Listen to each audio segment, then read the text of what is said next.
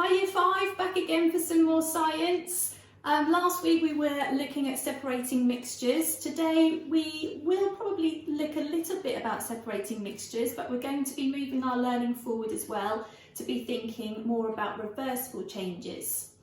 So reversible change is one of our key words for our learning today, so that's why I put that up there, reversible change. A reversible change is when something changes and you can get it back again, so the process can be reversed. Sometimes we also call this a physical change. That's why I've got this word up here as well, because when it goes through these changes, it kind of changes in the way that it looks. Okay, so the physical form of it changes, so it might become a different shape or a different size when it changes. Our learning objective today is this. I can demonstrate that some changes are reversible, because you are going to be demonstrating today by explaining why some changes are reversible. And we'll talk about that more later in the lesson.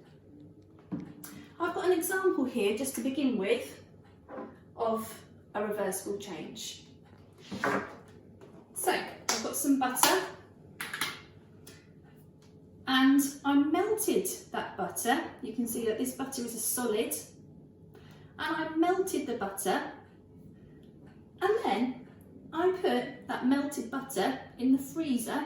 So I froze it and it's turned back to solid butter. So it was solid butter, it was melted, and then through freezing I was able to get that solid butter back again. So that's an example of a reversible change, because we were able to go from solid to liquid when it melted back to a solid again. So melting is an example of a reversible change. Okay, we're going to be looking at some other examples, and you're actually going to become scientists once more today. So what I need you to do is I need you to go and get yourself a piece of paper and something to write with. And as scientists, you're going to be making some predictions. You don't need to hand this work in. You're going to be making some predictions as to whether you think the changes that I'm going to show you are reversible. Okay, let's have a look at them. So hopefully you've got yourself something to write with and a piece of paper. If you haven't, go and get yourself those now. You might need to pause the video while you go and do that. So you are going to make predictions, like I said, as to whether you think the changes that I've got here can be reversed. If you think they can't be reversed, then we need to use a different word, and that is the opposite of reversible, which is irreversible. You can see it's got the prefix I and R at the start of that word. Okay, so if it can't be reversed, we call that an irreversible change. That's another one of our key words. An irreversible change can also be called a chemical change, because this time a chemical reaction takes place, and usually something new is made, a new material is made when something goes through an irreversible change. But we can talk about that again in a little while. Right, so let's have a look at these different mixtures and changes, and you can decide after each one which you think is going to be reversible or irreversible. So the first one is a mixture, like we looked at last week. This time the mixture is a mixture of stones and sand. Actually, we did have this mixture last week. So can this be reversed? Can a mixture be reversed? Can you get the stones and the sand separated from one another? Okay, if you think you can, then that's a reversible change, so you need to write reversible. If you think you can't get that back again, then you need to write irreversible. Okay, moving on to the second one. If I move too fast, just pause the video and then you can catch up with me. So I need you to make a prediction for this one. We've got a solution of sugar and water. So remember, a solution means that the sugar has been dissolved in this water. So this contains sugar and water in here. Can you get that sugar and water back again? If you think you can, That's a reversible change. So write reversible. If you think you can't, then write irreversible. The next one I've got is cooking an egg. So if I were to break open that egg, crack it open and fry it in my frying pan, can I get that egg back to how it was before? So is that an example of a reversible change or an irreversible change? And this one is melting ice. So if I was to melt this ice, could I get it back again to looking like this, back to ice? If you think you can, write reversible, and if you think you can't, then write irreversible. Okay, my last one is a rusty trowel. You can see that this trowel has got quite a lot of rust on there. Do you think you'd be able to get this trowel back to being nice and shiny like it was when I bought it? If you think that you can, write reversible. If you think that you can't get rid of that rust, then write irreversible.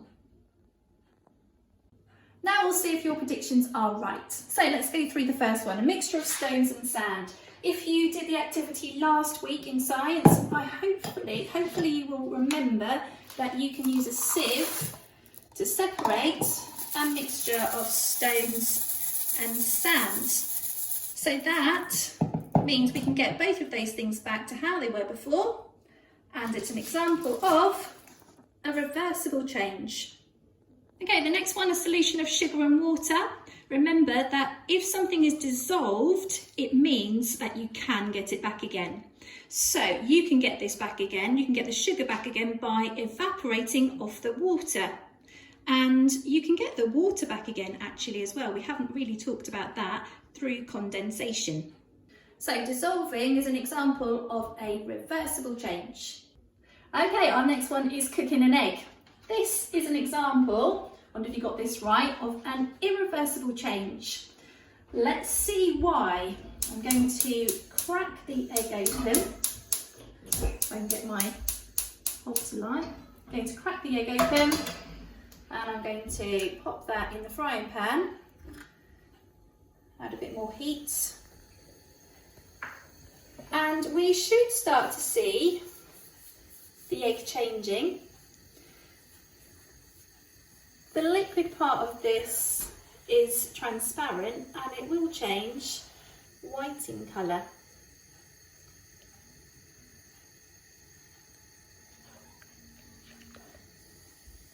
Now, because that has changed quite dramatically, you can see that I cannot get that egg back to how it was before. I cannot get that white back to that transparent colour that we had before. Okay, a chemical change has taken place, and that's an example of an irreversible change. Okay, we can't get that egg back to how it was before. Okay, on to melting ice. We have talked about melting already in this video with the butter. So melting ice is also an example of a reversible change. When we melt something, we can get it back again to how it was before. If we melt the ice, it will turn from this solid into liquid, it'll turn into water, and then we can freeze it and we can get it back to ice again. So it is a reversible change. Now, just to show you the ice melting, I'm going to put it on the base of a saucepan. I don't know if any of you have tried this before, but it's really quite cool. It melts the ice really, really quickly. You can see it instantly melting on the base of that saucepan. And that is because the ice is really cold and the saucepan is a different temperature. It's much warmer than the ice cube, and it's made of metal. Metal is a good conductor of heat, so it melts that ice really, really quickly. Rusty trowel. This is an example of an irreversible change. If something rusts, it is an irreversible change. Rust is a new material that's formed onto the trowel, caused when the metal of the trowel reacted with oxygen. So when something rusts, we can't get this back to how it was before. So it's an example of an irreversible change. Okay, so your task year 5, let me explain that now. On Google Classroom, you have got a document on there that you need to open up, and it shows you some different pictures of changes that have taken place, so different to the ones that I've showed you here. You need to now use your science knowledge that you've got to think, are these pictures, are these changes an example of a reversible change? So can I get it back again? Or is it an example of an irreversible change? So you can't get it back to how it was before. I'd also like you, for the ones which are reversible, I'd like you to explain how you know that they're reversible. So if we came back to our learning objective, remember that you're going to be demonstrating that some changes are reversible. Okay, so in order to be able to achieve this, you need to demonstrate by explaining really clearly why those changes are reversible. Okay, so you need to do that. As I say, that's on Google Classroom, and then hand that in so that we can give you some feedback. Okay, good luck.